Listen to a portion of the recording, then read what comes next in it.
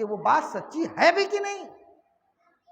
علماء فرماتے ہیں، صوفیہ فرماتے ہیں، متکلمین فرماتے ہیں کہ کسی نے کوئی بات کہی، غلط بات بھی اگر کہی اور اس سے پوچھا گیا اور اس نے انکار کر دیا تو اس انکار کو توبہ مان لیا جائے گا۔ ایک آدمی نے کوئی غلط بات کہی اور آپ نے اس سے پوچھا اور اس نے کہہ دیا نہیں میں نے نہیں کہا، تو یہ برات کرنا، یہ انکار کرنا ہی توبہ ہے۔ اب وہ بری ہے، شریعت کی نظر میں وہ بری ہے۔ لیکن آج ہمارے معاشرے میں ایسے علماء موجود ہیں کہ لوگ خود الزام لگاتے ہیں، خود تہمت باندھتے ہیں، جھوٹ بولتے ہیں اسٹیج رسول پر، اور اسی پہ حکم لگا کر کے مسلمانوں کو اسلام سے خارج کرتے نظر آتے ہیں، سنیوں کو سنیت سے باہر کرتے نظر آتے ہیں، گاؤں محلے کو بانٹتے ہوئے نظر آتے ہیں۔ ایسے علماء چاہے کسی سرزمین کے ہوں، چاہے کسی عہدے کے اور کسی پوسٹ کے ہوں، چاہے وہ کسی برادری اور کاسٹ کے ہوں، وہ شیخ الحدیث ہوں کہ شیخ التفسیر ہوں، اگر وہ عالم ہیں، وہ استاذ ہو کے شاگرد ہوں، وہ پیر ہو کے فقیر ہوں، وہ باپ ہو کے بیٹا ہو، کوئی بھی ہو، سب کو اس کے عمل کا بدلہ مل کے رہے گا۔ کل قیامت میں اللہ کی بارگاہ میں کوئی رشتہ داری نہیں چلے گی، اللہ کی بارگاہ میں کوئی عہدہ کام نہیں آئے گا، اللہ کی بارگاہ میں کسی کو کسی کی شیخ الحدیث نہیں بچا پائے گی، کسی کو شیخ التفسیر ہونے کا اعزاز نہیں ملے گا، بلکہ وہاں تو عمل کا بدلہ ملے گا۔ جس نے جیسا کیا ہوگا اس کا بدلہ اس کو مل کے رہے گا۔ ایک آدمی ہمارے معاشرے کا کہتا ہے کہ میں سنی ہوں، میں مسلمان ہوں، میں اللہ اور رسول کا عاشق ہوں، اور اس کو یہ ایک جتھا مولویوں کا ایک جتھا ہمارے معاشرے میں ایسا ہو گیا ہے جو کہتا ہے کہ نہیں، یہ باہر کرو اس کو۔ اللہ کے رسول فرماتے ہیں کہ اگر کسی نے کلمہ پڑھ لیا تو دل چیر کے مت دیکھو اس کا، تم کلمہ پڑھ لیا تو اعتبار کرو وہ مسلمان ہے۔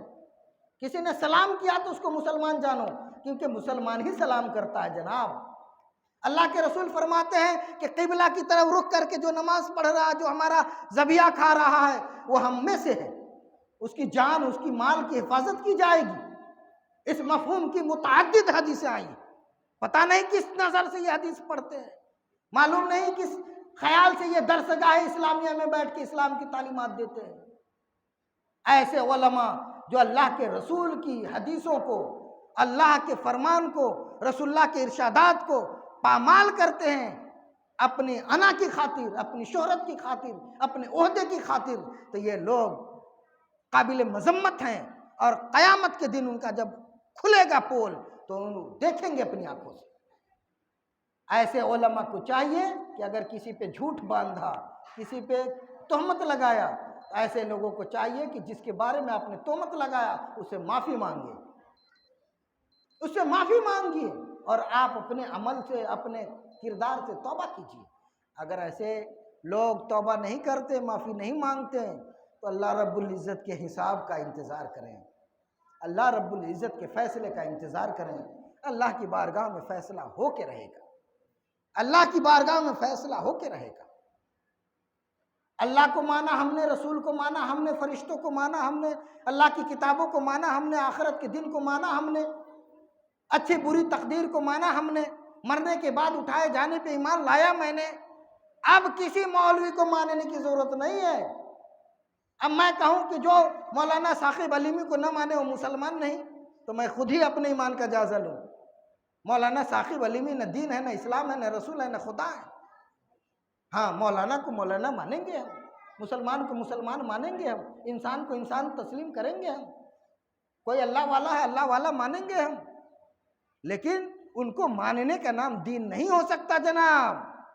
دین تو اللہ اور رسول کو ماننے کا نام ہے، دین تو فرشتوں کو ماننے کا نام ہے، دین تو اللہ کی کتابوں کو ماننے کا نام ہے، دین تو آخرت پہ ایمان لانے کا نام ہے، دین تو تقدیر کو ماننے کا نام ہے، اور ان چیزوں کو ماننے کا نام دین ہے جن چیزوں کا اللہ رب العزت نے صراحتاً ذکر فرما دیا ہے، جن چیزوں کو اللہ نے حرام کیا، جیسے شراب ہے، زنا ہے، قتل ہے، ان چیزوں کو ہم حرام جانتے ہیں، اور جن چیزوں کو اللہ رب العزت نے فرض کیا ہے، جیسے نماز ہے، روزہ ہے، زکوٰۃ ہے، ان چیزوں کو ہم فرض جانتے ہیں۔ ہمارا دین مکمل ہو گیا، ہم مسلمان ہو گئے۔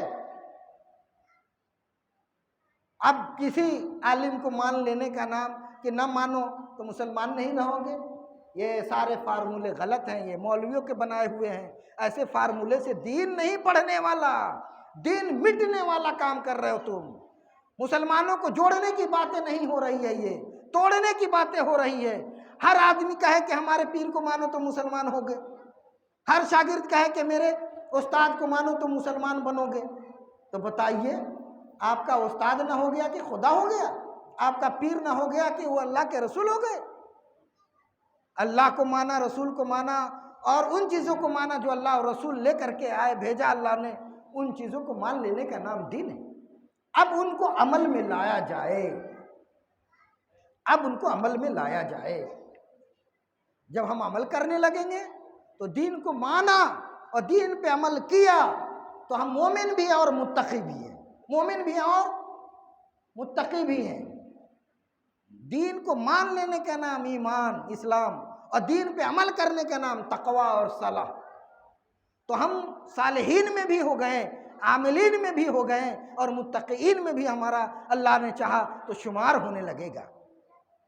تو اگر ہم نے اللہ کے بھیجے ہوئے احکام کو رسول اللہ کے بتائے ہوئے طریقے کے مطابق اللہ کو راضی کرنے کے لیے، غور سے سنیے، اللہ کے بھیجے ہوئے احکام کو رسول اللہ کے بتائے ہوئے طریقے کے مطابق اللہ کو راضی کرنے کے لیے اگر ہم نے کیا، اللہ کو راضی کرنے کے لیے اگر ہم نے عمل کیا، تو یہی ہمارا تقویٰ ہے، یہی ہمارا دین ہے۔ اور اگر ہم نے نماز بھی پڑھی جناب لوگوں کو دکھانے کے لیے، تو یہ تقویٰ نہیں، یہ نماز بھی نہیں۔ لوگوں کو دکھانے کے لیے نماز پڑھنا فقہا فرماتے ہیں کہ حرام ہے۔ اللہ کے لیے نماز پڑھی تو عبادت ہے، اور نفس کے لیے، لوگوں کو دکھانے کے لیے اگر اللہ کوئی عمل کیا ثواب کا یا نیکی کا، تو جان لیجئے اس کا کوئی ثواب اللہ کی طرف سے نہیں ملے گا۔ جس کو دکھایا وہ دیکھ لیے، جس نیت سے آپ کریں گے کسی کام کو اس کا بدلہ اللہ دے گا۔ انما الاعمال بالنیات، بخاری شریف کی حدیث ہے، سب سے پہلی حدیث، کہ سارے اعمال کا دار و مدار نیتوں پہ ہے۔ جو جیسی نیت کرے گا، جو جیسا ارادہ کرے گا، اس کو ایسا پھل ملے گا۔ اب ہمارے معاشرے میں اگر کوئی عالم، کوئی پیر، کوئی فقیر، کوئی مفتی، کوئی بھی کسی بھی عہدے کا آدمی کوئی ایسی بات پھیلا کے چلا جائے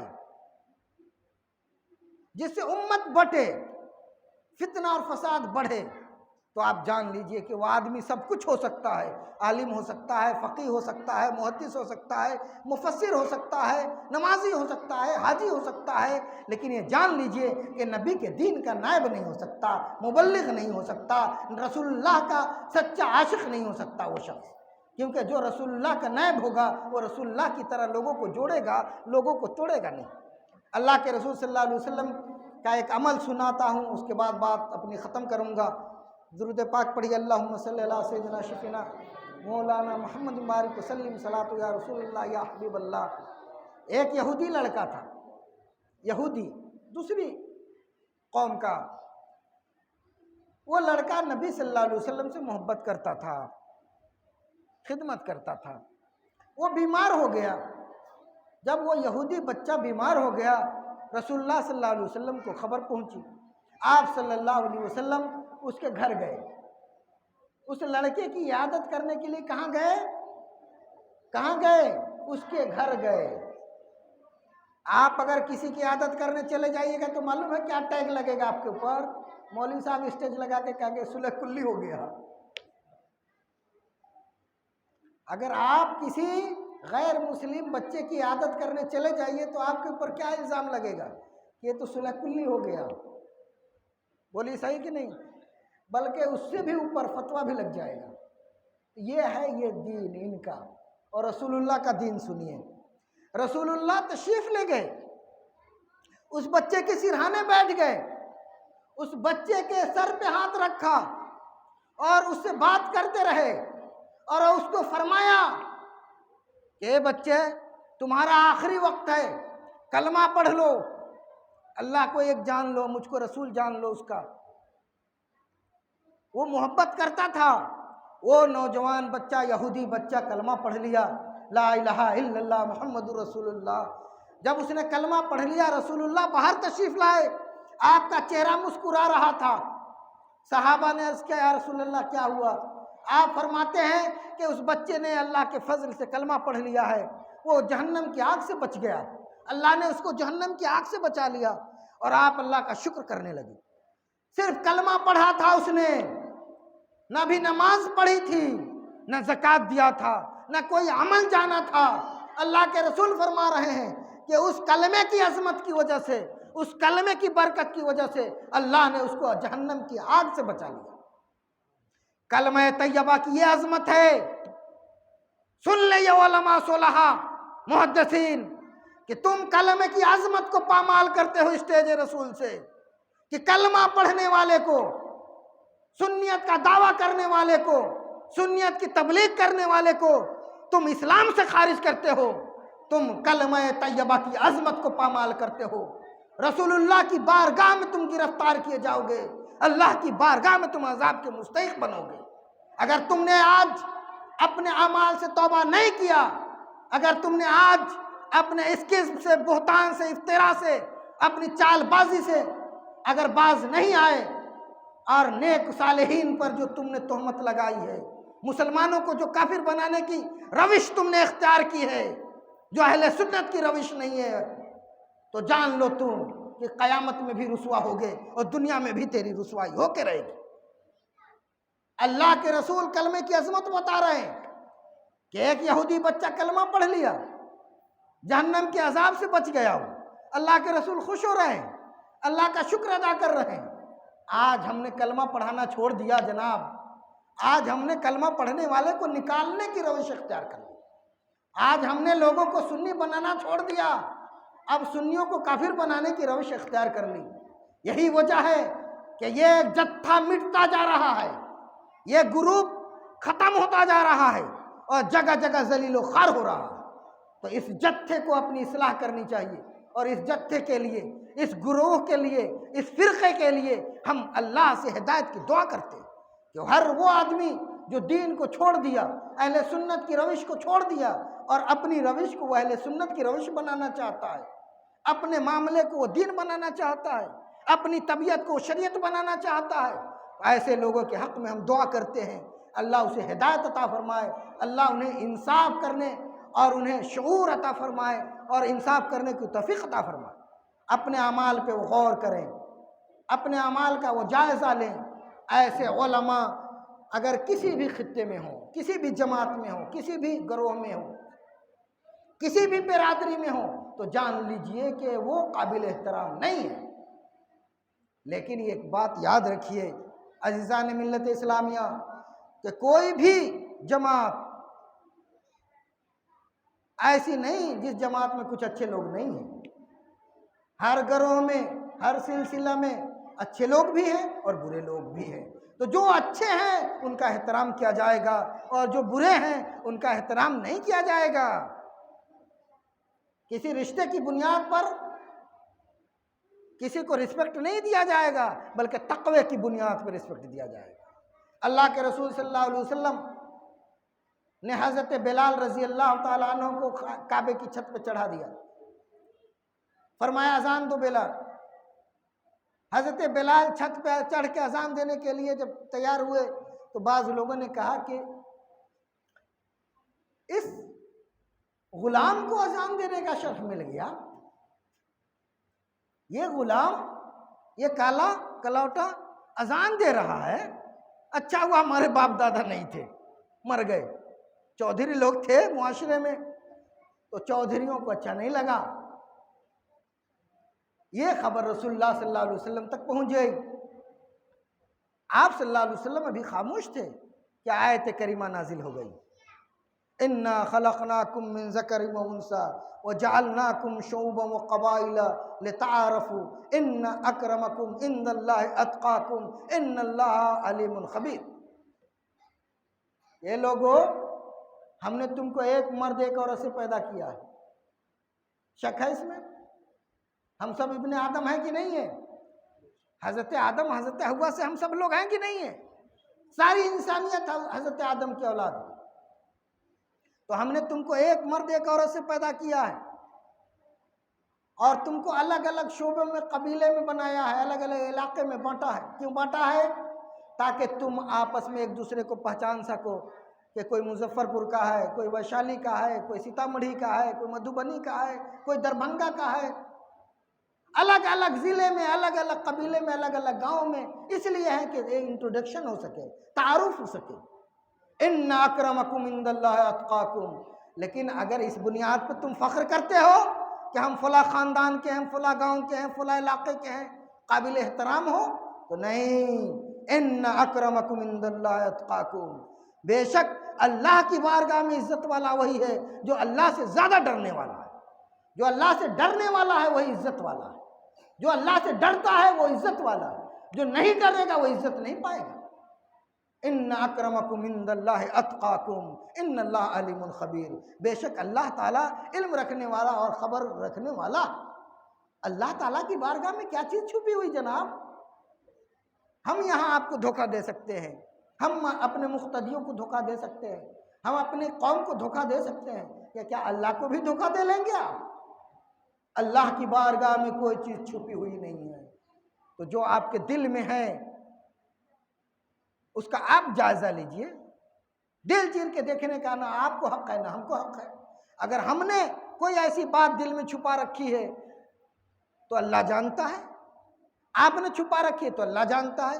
لیکن اگر ظاہر میں کوئی شخص ہمارے سامنے کھڑا ہے، کلمہ پڑھ رہا ہے، نماز پڑھ رہا ہے، روزہ رکھ رہا ہے، سنی اہل سنت کی جماعت میں ہے اور سنی ہونے کا دعویٰ کر رہا ہے، اہل سنت کے معمولات پہ عمل کر رہا ہے، تو ہم سب اس کو سنی مانیں گے، مسلمان مانیں گے، نمازی بھی کہیں گے، متقی بھی کہیں گے، نیک جانیں گے۔ لیکن وہ کتنا نیک ہے، کتنا بد ہے، وہ اللہ جانتا ہے۔ لیکن اگر کوئی فتنہ اور فساد پھیلائے، کوئی بھائی بھائی کو لڑائے، تو یہ شخص دکھ رہا ہے کہ فتنہ پھیل رہا ہے اس کی وجہ سے، اسی لیے ایسے لوگوں کے بارے میں بھی کہا جائے گا۔ اللہ رب العزت سے دعا ہے کہ ہم سبوں کو کہنے اور سننے سے زیادہ عمل کرنے کی توفیق عطا فرمائے۔ میں نے جو آیت کریمہ تلاوت کی ہے اس آیت کریمہ کو ایک بار اور آپ سماعت کریں۔ لقد من اللہ علی المؤمنین اذ بعث فیہم رسولا۔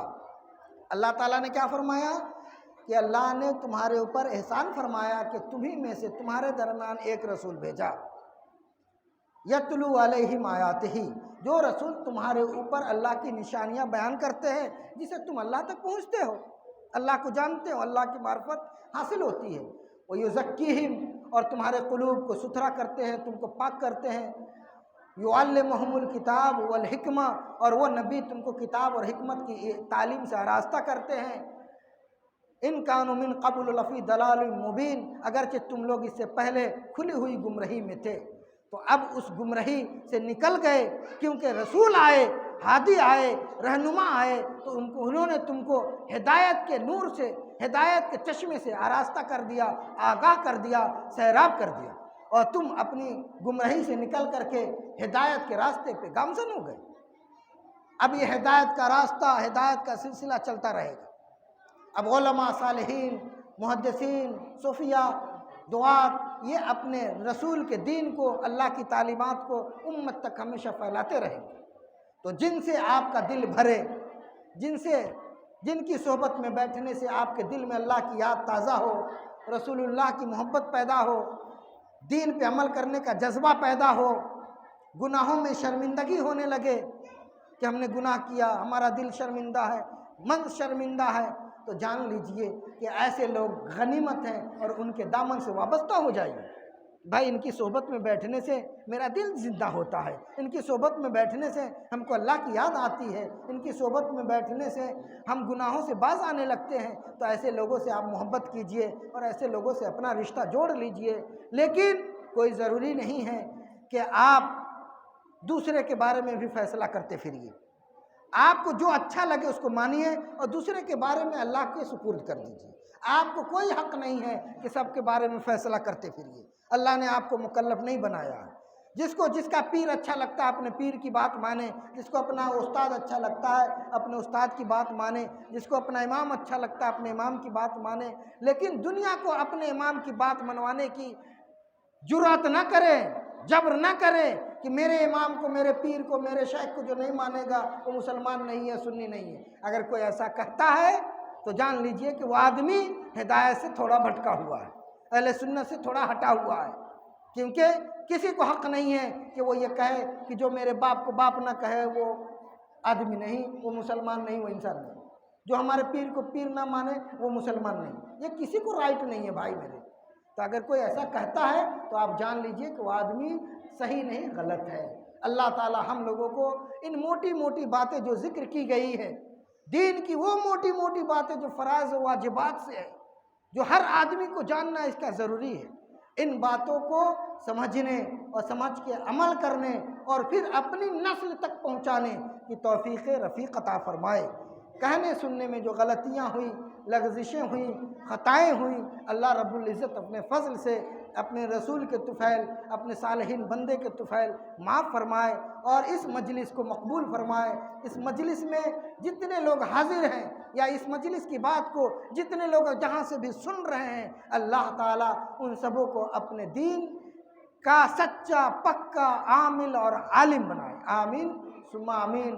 وما علینا الا البلاغ۔ السلام علیکم ورحمۃ اللہ وبرکاتہ۔